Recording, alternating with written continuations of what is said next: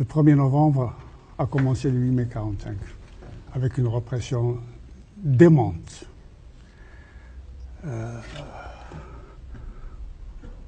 Quand on sait toutes les espérances qui étaient dans les esprits et les cœurs des Algériens, qui ont participé d'une manière très forte à la libération de l'Italie, de la France, ce sont nos soldats, nos frères et quelques sœurs aussi qui se sont fait tuer pour en finir avec les systèmes nazis, fascistes et nippons. Eh bien, le 8 mai 1945 est venu mettre fin à cette espérance. Mais je ne dois pas oublier de dire qu'avant le 8 mai 1945, et pour expliquer le 8 mai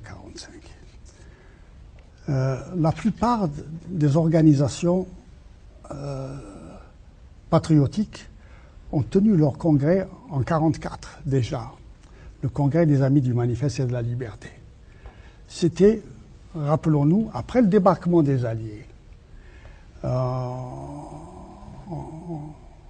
novembre 1942, vous savez que s'il y avait eu la moindre organisation sérieuse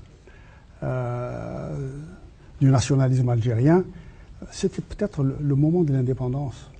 Parce que les Américains ont envoyé le meilleur ambassadeur dans un sous-marin à Cherchell pour contacter la résistance.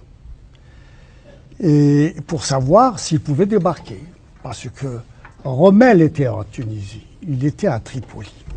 Il ne pouvait pas admettre le moindre coefficient d'incertitude.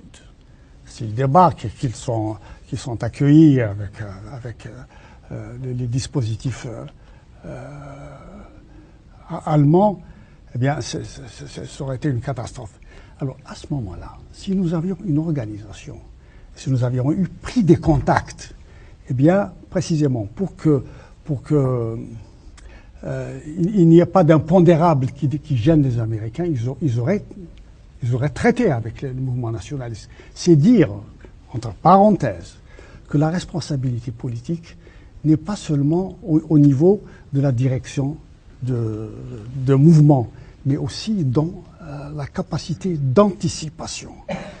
Et quand on parle de Ferhat Abbas, des élites de l'époque, de tous ceux qui ont fait de la politique, ben, ils ont négligé l'organisation. C'est une grosse responsabilité. Le moindre des choses, c'est d'avoir quand même des contacts avec la population, de jouer une dynamique de proximité et des masses, ce qui fait qu'au débarquement des Alliés, ce qu'ont fait les responsables, les acteurs politiques de l'époque étaient déjà bien faits puisqu'ils ont remis un mémoire aux Alliés, un mémoire aux autorités françaises, demandant l'indépendance, le respect des promesses faites pendant la guerre, demandant l'élection d'une Assemblée nationale constituante, et le mouvement des Amis du Manifeste et de la Liberté, qui était lancé en mars 1944, a eu 500 000 militants. L'organisation qu'il y avait à cette époque-là, même dans les petits villages, surtout dans les petits villages. Aujourd'hui, dans les contrées rurales au Maroc et en Tunisie, il y a aujourd'hui même, il n'avait pas l'organisation que nous avions à l'époque. D'où le fait que les grands maîtres de l'Algérie, c'est-à-dire la grosse colonisation, ce ne sont pas les petits pieds noirs qui certes, souvent sont à la traîne. La grosse colonisation a tout fait pour faire une vraie campagne. Ça se passe toujours comme ça. Chaque fois que, par exemple, lorsque Jules Ferry a voulu ouvrir des écoles en Kabylie, ça a été une levée de bouclier. Vous allez enseigner les indigènes. Toutes les réformes ont été battues en brèche par les campagnes de la grosse colonisation qui était représentée au gouvernement français, dans le Parlement, et qui avait surtout en main les médias français. Ce qui fait, gentlemen, ce qui fait qu'il a fallu une guerre terrible, et combien de morts de part et d'autre, pour que les Français se rendent compte que les Algériens n'étaient pas citoyens français. les Français, et surtout aussi des observateurs, même, disons, honnêtes, pensaient que nous avions l'exercice des libertés et des prérogatives attachées à la qualité de citoyen français. Donc il a fallu cette guerre-là. Bon, alors, la grosse colonisation a fait campagne de presse, la valise ou le cercueil, avant même qu'il y ait des événements, et puis ces événements ont été programmés pour donner une leçon, une fois pour toutes, pour avoir la paix, comme il disait, pendant 20 ans.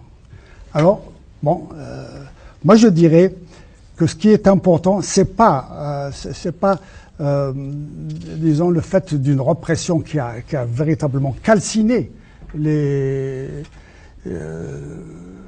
tous les aspects politiques que nous avons mis en place. En fait, le congrès des AML a été la prise de conscience nationale, puisqu'il y avait tous les acteurs politiques. Et cette prise de conscience nationale a été transformée petit à petit en prise de conscience révolutionnaire, étant donné qu'on nous a préparé un grand complot sur lequel je ne reviendrai pas dans le détail. Très bien.